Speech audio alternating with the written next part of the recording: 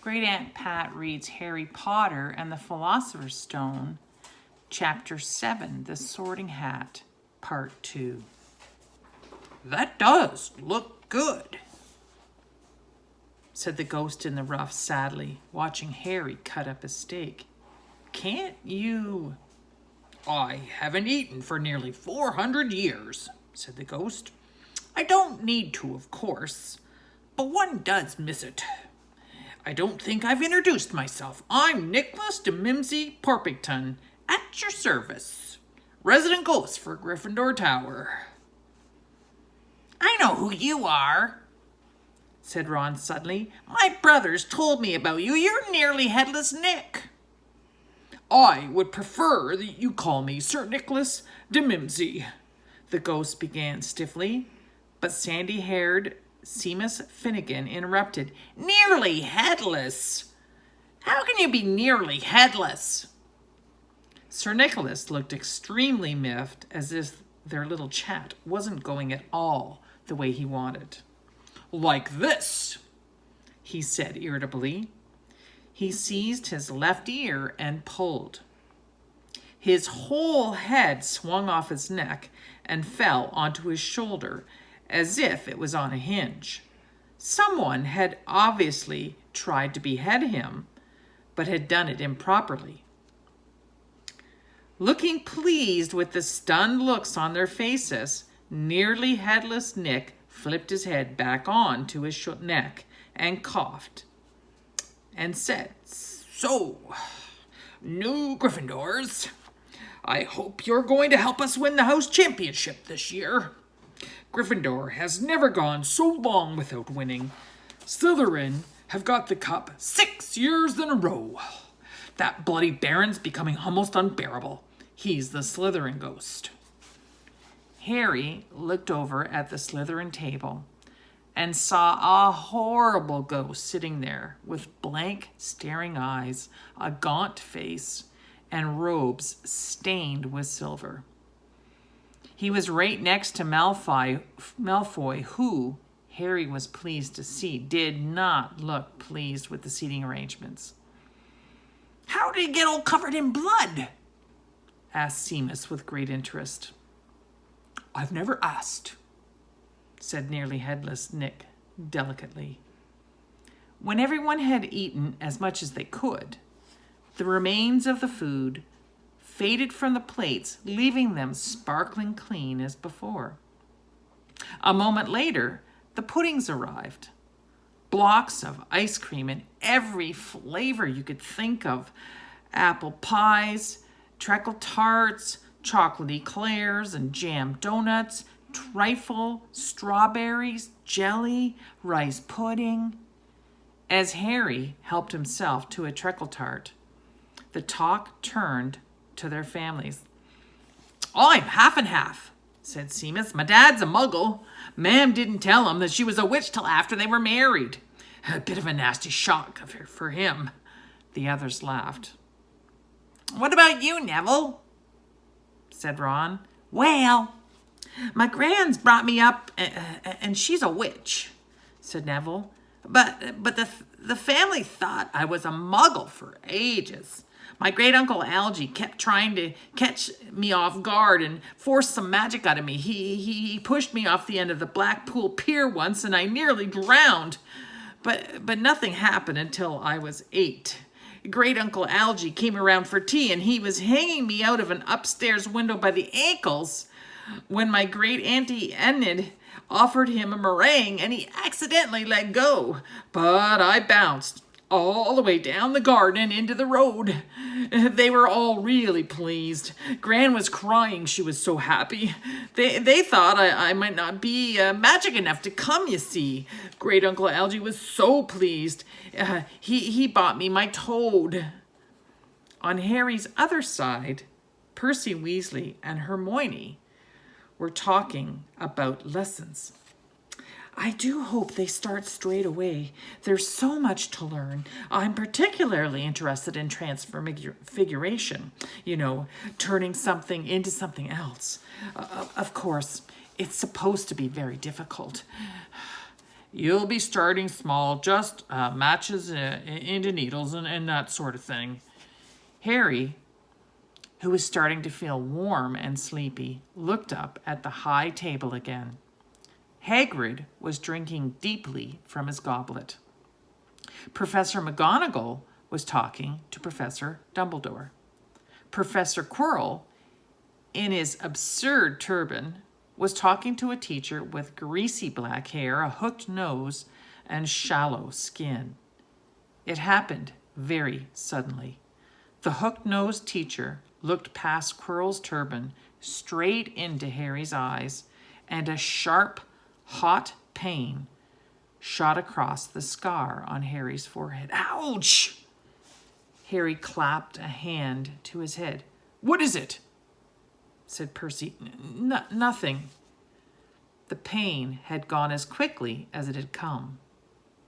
Harder to shake off was the feeling Harry got that from the teacher's look, a feeling that he didn't like Harry at all.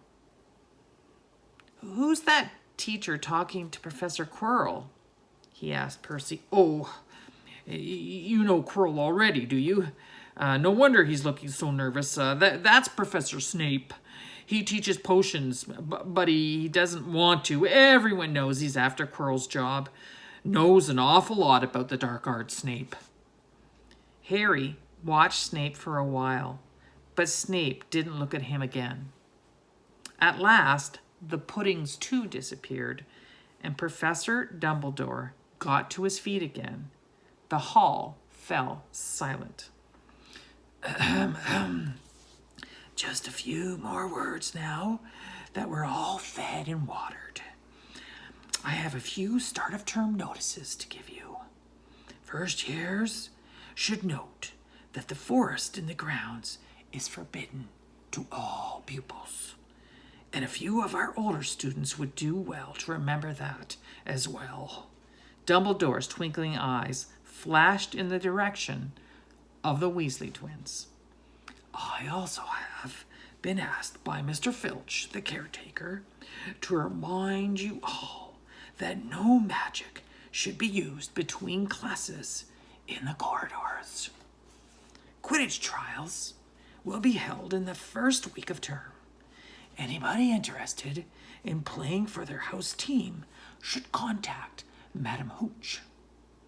And finally, I must tell you that this year, the third floor corridor on the right-hand side is out of bounds to everyone who does not wish to die a very painful death. Harry laughed, but he was one of the few who did. He's not serious, he muttered to Percy. Must be, said Percy, frowning at Dumbledore.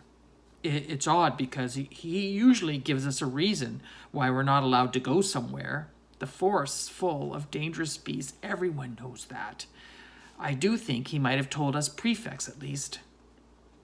And now, before we go to bed, let us sing the school song, cried Dumbledore.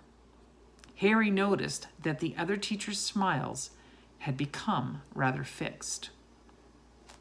Dumbledore gave his wand a little flick, as if he were trying to get a fly off the end, and a long golden ribbon flew out of it, which rose high above the tables and twisted itself, snake-like, into words. Everyone pick their favorite tune, said Dumbledore, and off we go. And the school bellowed. Hogwarts, Hogwarts, hoggity Hogwarts, Hogwarts, teach us something, please, whether we be old and bald, or young with scabby knees. Our heads could do with filling with some interesting stuff. For now we're bare and full of air, dead flies and bits of fluff. So teach us things worth knowing, bring back what we forgot.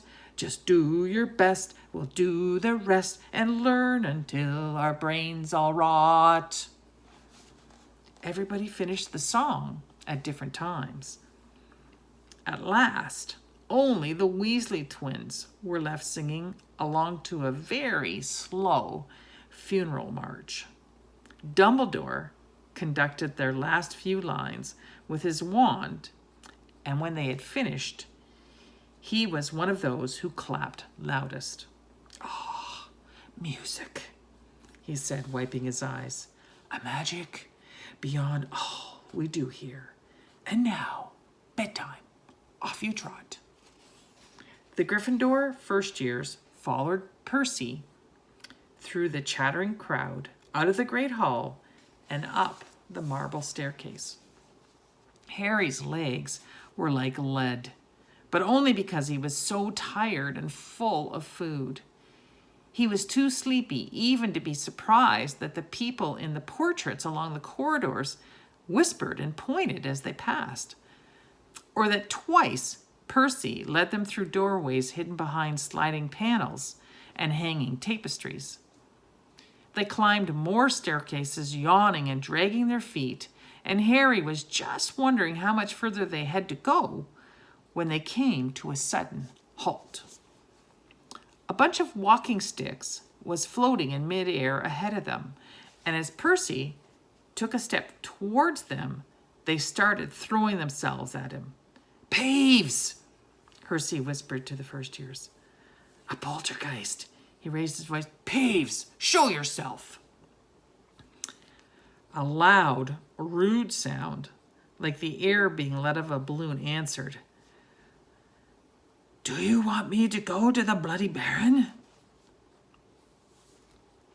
There was a pop, and a little man with wicked dark eyes and a wide mouth appeared, floating cross-legged in the air, clutching the walking sticks.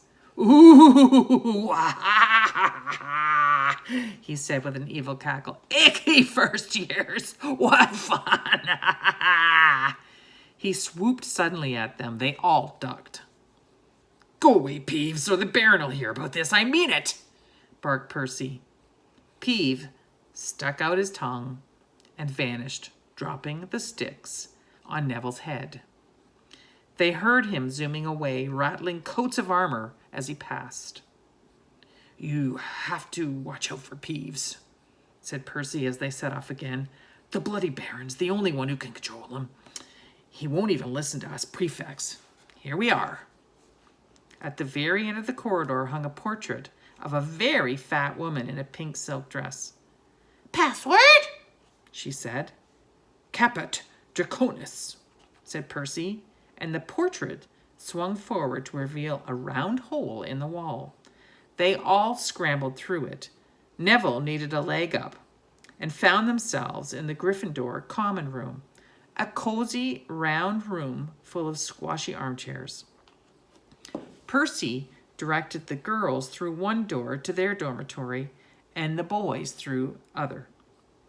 At the top of the spiral staircase, they were obviously in one of the towers. They found their beds at last. 5 four-posters hung with deep red velvet curtains.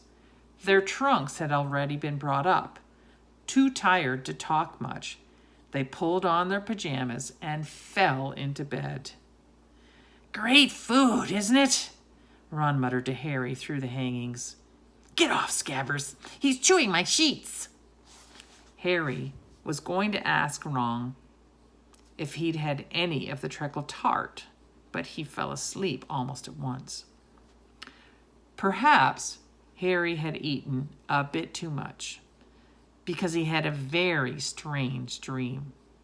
He was wearing Professor Quirrell's